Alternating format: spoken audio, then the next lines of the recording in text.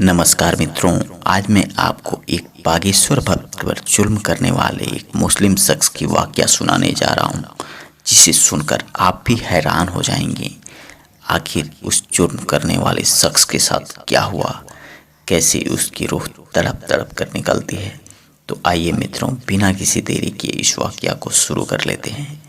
एक बार की बात है, एक गांव में एक व्यक्ति रहता था जो हमेशा मंदिर की पूजा पाठ में, उसकी साफ सफाई में लगा रहता था। उसका और कोई काम में मन ही नहीं लगता था, इसलिए नित्य उठकर नहा धुलकर जाकर मंदिर की साफ सफाई करता, लोगों के लिए मंदिर को एकदम क्लीन चिट बना देता था। लोग आते थे, पूजा पाठ करते थे और दक्षिणा के रूप में थोड़े बहुत उसे पैसे दे देते थे, जिसकी वजह से उसका घर का खर्चा चल जाता था। धीरे धीरे समय बीतने लगे और वह काफ़ी बड़ा हो गया था। अब गांव के मुखिया को इस बात का ख्याल आने लगा कि यह बेचारा मंदिर की साफ सफाई, इसकी देखरेख में इतना डूबा रहता है कि कभी सही से भोजन नहीं कर पाता है, कभी घर पर रह नहीं पाता है, तो क्यों ना इसकी शादी करा दी जाए। मुखिया ने एक दिन उसे अपने पास बैठाया और उसे कहने लगा कि देखो, अब तुम्हें शादी कर लेनी चाहिए। वह कहने लगा, क्या बात कर रहे हैं आप, मैं भला शादी कर लूं, ये कैसे हो सकता है। वह कहने लगी, देखो, सही से भोजन न मिल पाने की वजह से तुम्हारा शरीर बिल्कुल कमज़ोर होता जा रहा है। घर में कोई भोजन बनाने वाली आ जाएगी तो तुम भी चैन से खाना पीना खा पी कर कि भजन कीर्तन में लगे रहोगे, क्योंकि यहाँ साफ सफाई करने के बाद तुम घर पे खाना बनाने चले जाते हो। जब रोग की भक्ति भाव होती है उस समय तुम यहाँ नहीं रह पाते हो, इसलिए मेरी बात मानो और तुम शादी कर लो।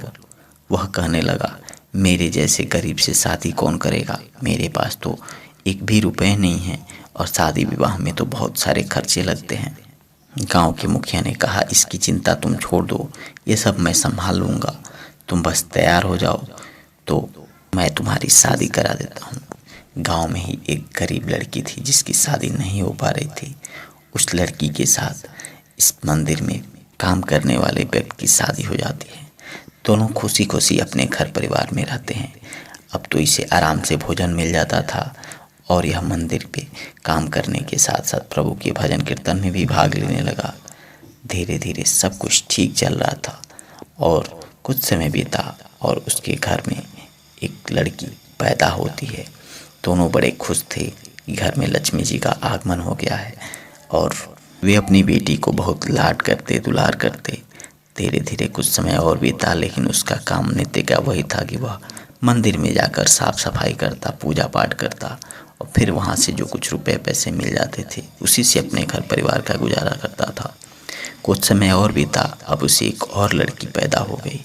उसकी पत्नी बड़ी चिंतित हुई कि घर में पैसे कौड़ी है नहीं और लड़कियों पे लड़कियां पैदा होती जा रही हैं।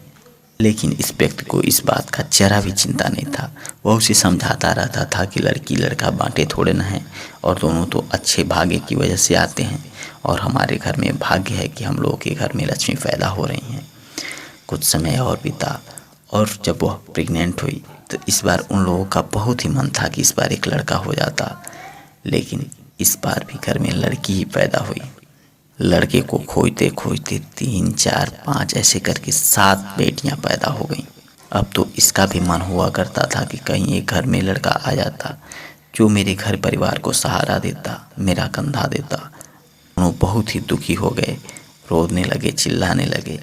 लेकिन उसकी पत्नी ने उससे कहा, देखिए, मैंने सुना है कि आप जहाँ काम करते हैं उस मंदिर के पुजारी जो हैं वह बहुत ही पहुँचे हुए बाबा हैं और यदि आप उनके सामने सच्चे मन से कहेंगे तो आपके घर में बच्चा ज़रूर पैदा होगा। कहने लगा कि मैं तो हमेशा कहता रहता हूँ, लेकिन भला मेरी फरियाद कहाँ पूरी हो पाती है। अब उसकी पत्नी कहने लगी, चलिए मैं भी चलूँगी, दोनों लोग साथ चल के कहेंगे। दोनों साथ गए और मंदिर के पुजारी के सामने रो रो कर विलाप करने लगे और कहने लगे कि ऐसी ऐसी बात है, मेरे घर में एक भी बच्चे पैदा नहीं हुए और आप तो बहुत ही पहुँचे हुए बाबा हैं, आप हमें आशीर्वाद दें कि मेरे घर में लड़का पैदा हो। उस पुजारी जी ने कहा कि देखिए, इसके लिए आपको एक काम करना होगा। आप अगले साल पूरे साल घर से लोगों के घर घर जाएंगे और उनके घर से जो भी पुराने प्रभु के चित्र होते हैं, भगवान के फोटो होती हैं, मूर्तियाँ होती हैं जो इधर उधर कूड़े कचरे में फेंक दी जाती हैं, उसको इकट्ठा करना और उसे जब इकट्ठा करके एक साथ ले जाकर किसी ज़मीन में गाड़ देना। यदि तुम ऐसा 1 साल कर लेते हो तो मेरी गारंटी है कि तुम्हारे घर में बच्चा पैदा होगा। अब क्या उन लोगों को बच्चे की लालसा थी, इसलिए वह इस काम में अगले दिन से ही जुट गए और धीरे धीरे ऐसे करते करते 6-7 घड़े उनके घर में हो गए, जिसमें प्रभु की मूर्तियाँ होती थीं, फटे पुराने चित्र होते थे। सभी इकट्ठा करके ले जाकर वो ज़मीन में गाड़ दिए। कुछ समय और बीता और उसकी पत्नी एक बार फिर से प्रेग्नेंट हुई। इस बार उन लोगों को बहुत उम्मीद थी कि इस बार तो बाबा ने बताया है लड़का ही होगा, लेकिन जब डिलीवरी हुई और उसने देखा तो उसकी आंखें भर आईं।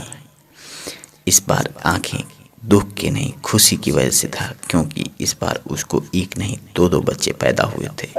वह बहुत ही खुश हुआ और भागे भागे उस मंदिर के पुजारी के पास जाकर अपनी बात कहने लगा।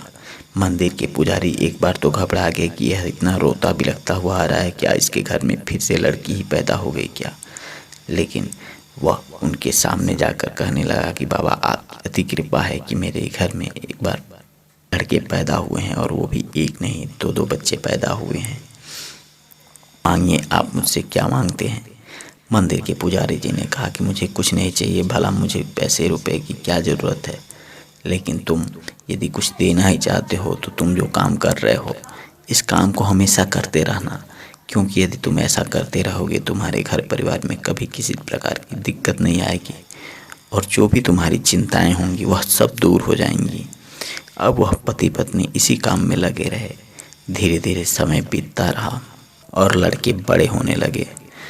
जब दोनों भाई बड़े हो गए तब छोटा भाई जो था वह कहने लगा कि देखिए अब घर पे खर्चे बढ़ने लगे हैं और क्यों ना भैया हम लोग बाहर चलें।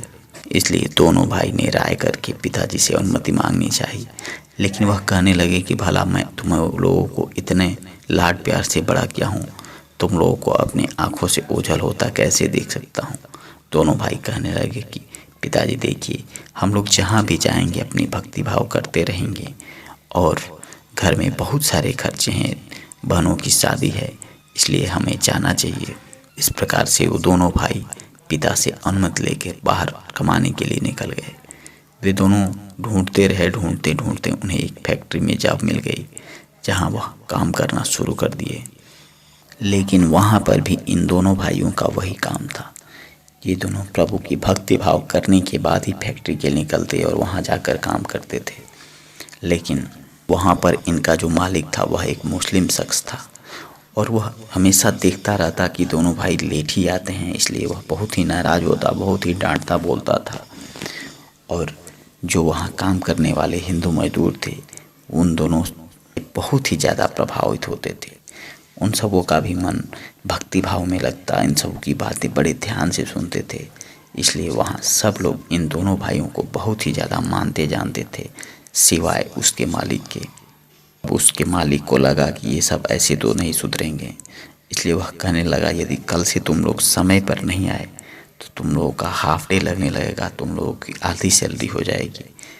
लेकिन इन दोनों भाइयों को इसकी बिल्कुल ही चिंता नहीं रहती थी। ये दोनों भाई फिर से पूजा पाठ करने के बाद ही अगले दिन भी जाते और फिर वो लगातार इन लोगों का हाफ डे पे हाफ डे लगाता गया।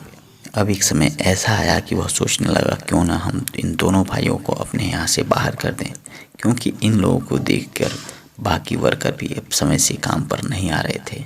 इसलिए यह काम करके लौट रहे थे तो कुछ गुंडे बदमाश को यह उनके पीछे लगा दिया कि जाओ इन दोनों भाइयों को मारकर फेंक देना। सारे बदमाश आए और इन दोनों भाइयों को इतनी पिटाई की, इतनी मार पीटे कि इन दोनों से सही से चला नहीं जा पा रहा था। लेकिन इन दोनों भाइयों ने प्रभु से एक ही प्रार्थना किया कि जो भी हम लोगों के साथ ऐसा कर रहा है आप उसके साथ अच्छा मत करिएगा। वे जैसे ही अरे बदमाश लौट कर आए और अपने मालिक से ये सारी बातें बताए कि हाँ हम लोग मार पीट के उन लोगों को फेंक दिए हैं, उसका मालिक बहुत खुश हुआ और धीरे धीरे वह वापस घर के लिए लौट रहा था। अचानक लौटते समय ही उसका तबीयत बिगड़ने लगा। उसके पेट में अजीब सी पीड़ा होनी शुरू हो गई और वह जल्दी जल्दी हॉस्पिटल में भागा एडमिट हुआ और वहाँ पर उसके हाल और ही ज़्यादा बेहाल होते जा रहे थे। उसके शरीर में अजीब से परिवर्तन होने लगे थे। सारे डॉक्टर जांच पड़ताल कर कर के हैरान हो जा रहे थे। एक हॉस्पिटल से दूसरे हॉस्पिटल, दूसरे से तीसरे, ऐसे करके उसे बहुत हॉस्पिटल बदल दिए, लेकिन कहीं उसका इलाज संभव नहीं हो पा रहा था। अंत में एक डॉक्टर ने उससे कहा कि हो सकता है आपने कहीं किसी का दिल दुखाया होगा, किसी पे जुल्म किया होगा। यदि ऐसा है, इसलिए हम लोगों की दवाएं काम नहीं कर पा रही हैं। हम लोगों ने अपनी सारी दवाएं आजमा ली। तभी उस मालिक को अपने किए काम का याद आया और उसे पछतावा होने लगा। वह जल्दी से अपने लोगों को भेजा और उन दोनों भाइयों को बुलाने के लिए कहा। जैसे ही लोग जाकर उनके दोनों भाइयों को बुलाकर लाए, वह उनके पैरों पर गिर गया, गिड़गिड़ाने लगा, क्षमायाना न मांगना शुरू कर दिया कि मुझसे बहुत ही गलती हो गई, मुझे माफ़ कर दीजिए। और उसने बदले में ढेर सारे रुपए पैसे देकर उन दोनों भाइयों की विदाई कर दी और वह दोनों भाई वापस आकर बड़ी ही धूमधाम से अपने बहनों की शादी कर दिए। इस प्रकार तो ये कहानी यहीं समाप्त हो जाती है, लेकिन हमें यह सीख जरूर देती है कि कभी भी प्रभु की भक्ति में जो लगे रहते हैं उनके साथ अन्याय नहीं होता और वे अपने जीवन में बहुत ही आगे जाते हैं। मित्रों, आपको आज की ये कहानी कैसी लगी हमें कमेंट बॉक्स में ज़रूर बताएं। आप भी बागेश्वर बाबा के सच्चे भक्त हों तो कमेंट बॉक्स में जय जय राम, जय श्री राम, जय हो बागेश्वर धाम सरकार अवश्य लिखें। आप सभी पर प्रभु की कृपा बनी रहे।